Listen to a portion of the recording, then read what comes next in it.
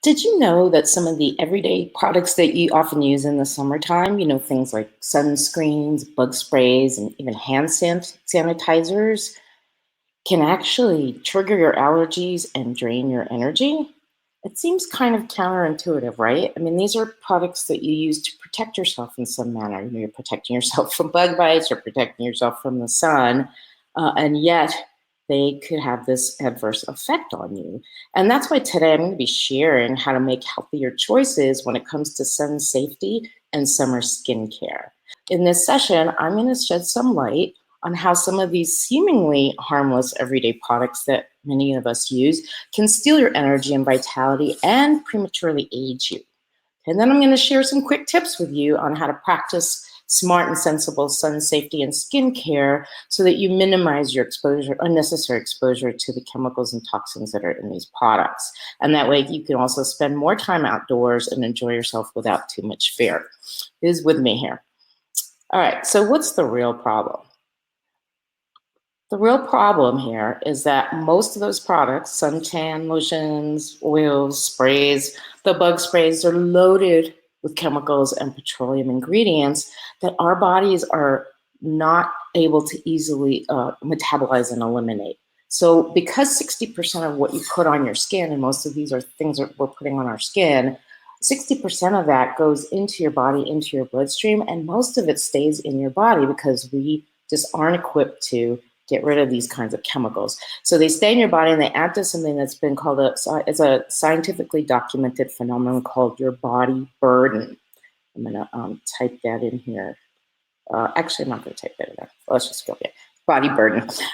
So the ongoing presence of all these chemicals in your bodies and your toxins wreaks havoc with your hormones and it weakens your immune system. And those are two things that can consistently and easily and quickly drain your energy and your focus and make you feel kind of tired and crappy. I mean, among other factors, of course, but these are the ones that I consider to be the most overlooked factors. Okay, so most people don't think twice about what they're rubbing into their skin and how it might be harming them, and that's why I call these products petty culprits. They hide out in the shadows and they secretly steal your energy and vitality by overburdening your kidneys and your liver, which are your body's major organs of detoxification, and your immune system.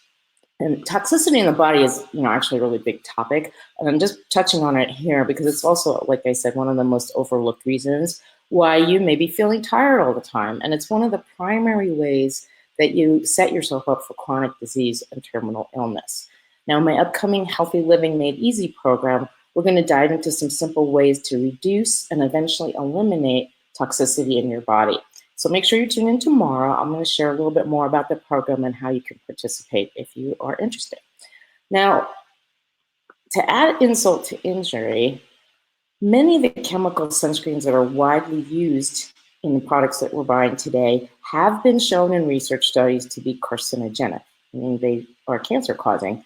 And here's the rub, I call this the rub, the vitamin D rub. So what happens is when you put these sunscreen on, it blocks your body's ability to use the sunlight and convert it into vitamin D into your body. And vitamin D is a vital nutrient that actually helps you fight certain types of cancer. So, I mean, does anybody see the irony in this?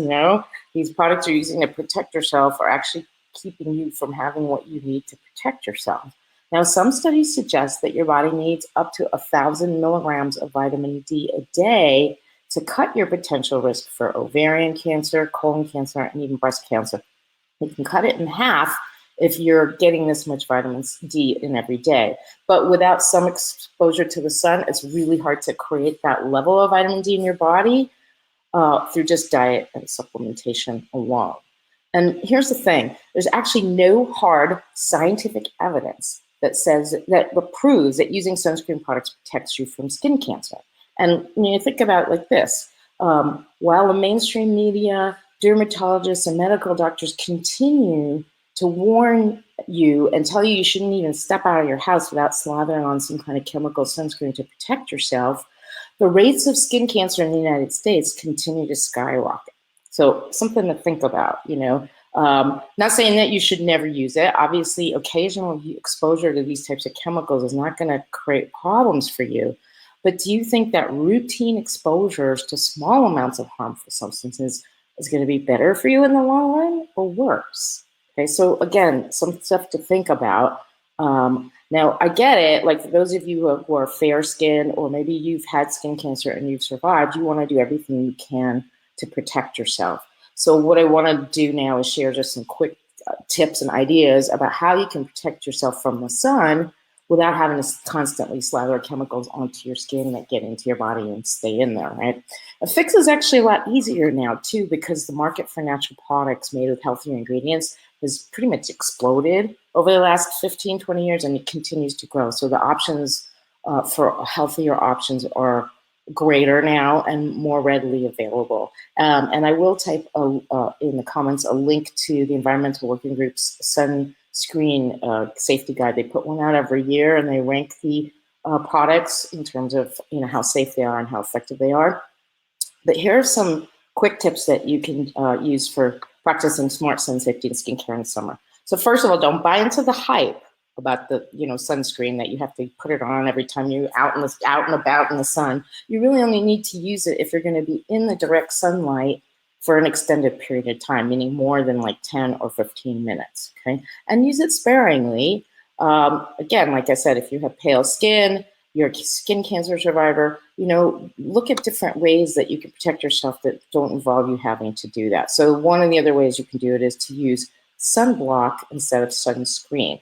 Okay, and so sunblock is the titanium dioxide, zinc dioxide. It's kind of thick and pasty a little bit, so it's not the most attractive looking thing, but it sits on the surface of your skin instead of being absorbed in, and it blocks the harmful UV rays. So that's one option. The other one is, stay out of the sun. Like, don't spend a lot of extended time in the sun during the most intense periods of the day, which is usually 10 a.m. to 2 p.m. Now, make sure whatever suntan lotion or oil you're using and your after sun moisturizers don't contain synthetic or petroleum ingredients, or minimal amounts if you must. And look for products that are made with plant-based oils that have hydrating and moisturizing properties, like jojoba, Jojoba, for those of you not maybe familiar with that, jojoba oil, virgin coconut oil, even extra virgin olive oil, aloe vera, shea butter. These are all natural, highly moisturizing, and they're protective of the skin as well. And if you get them, it's even better if you get them in an organic form. Now, a word about bug sprays. Unless you're going into the deep jungle or you're going somewhere that's like a really heavily, has a heavy mosquito population, I don't know why you would want to do that knowingly. Don't use insect repellents made with DEET. Yeah, it is a very effective bug repellent, but it also is a poison. So just remember, when you're putting that stuff on, you may be keeping the bugs away, but what's the price you're paying by allowing this really toxic poison into your system?